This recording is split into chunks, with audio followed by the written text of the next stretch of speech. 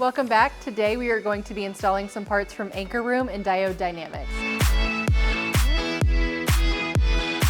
We're going to start off with the coolant tank cover. This cover from Anchor Room is a nice touch and matches our Canon air filters.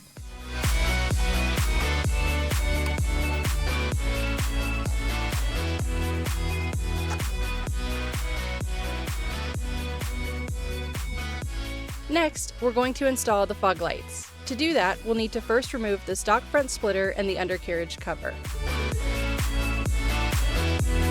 The no fog light area on this car has a backing plate on it, and on the passenger side, you have the windshield washer reservoir, and it is kind of a pain to get this out. So wiggle it. It's going to sound like it's snapping, but I mean, I didn't have any damage, so you should be good.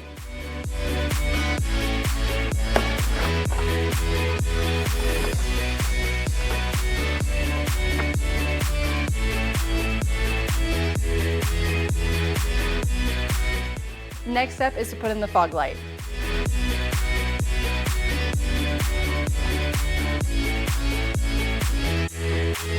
There are 4 screws on the back of this that you need to install.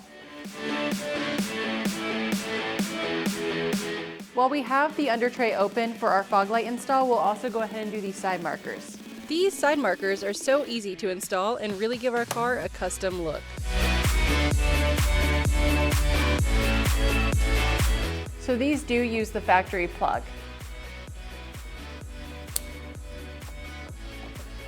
And then you'll go bottom first, and then you'll pop it into place on the top.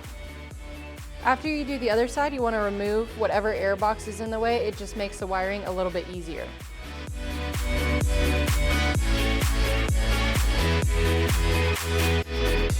Okay, so we went ahead and ran our wiring just a little bit.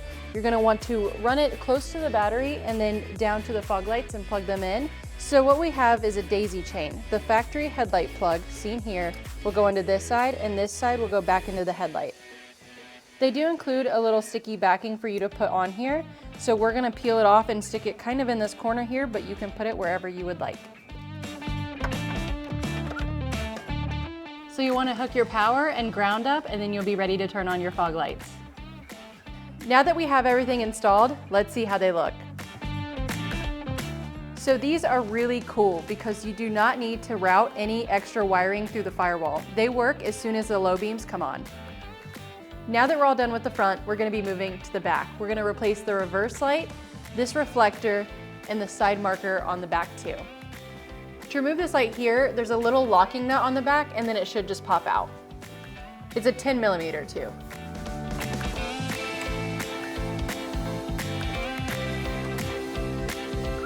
All right, so this is what that looks like.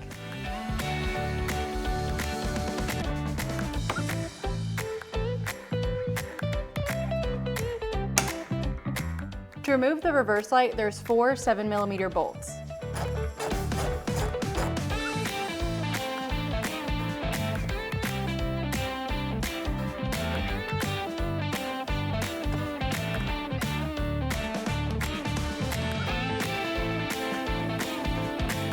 So you don't have to drill any extra holes to make the wiring go through because they allowed it to fit in the slot that fits in.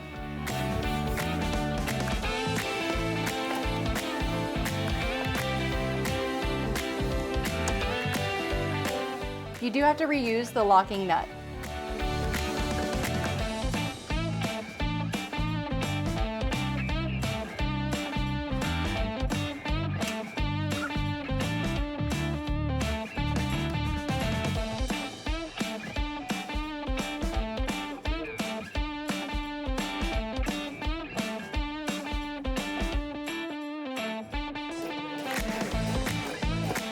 The last step is to plug in the factory harness, and we'll finish all this wiring up in the trunk. So the reflectors, as you can see, didn't originally light up. However, now they're going to be lit up reflectors, and that requires power. So there's a daisy chain they send with you, and you're going to power it off of the side marker light, which I do have right here in my pocket. So you have to basically plug in, this wire is from the reflector. You plug it into where you would plug in the side marker, and then this daisy chain wire now goes onto the side marker.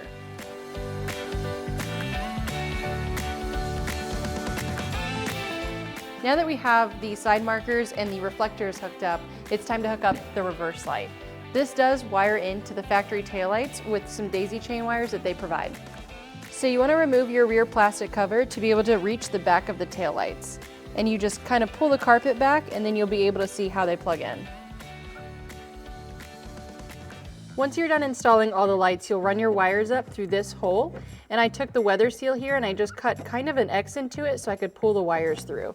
And then you just place that back down in the hole. Okay, and last step will be reinstalling your plastic cover.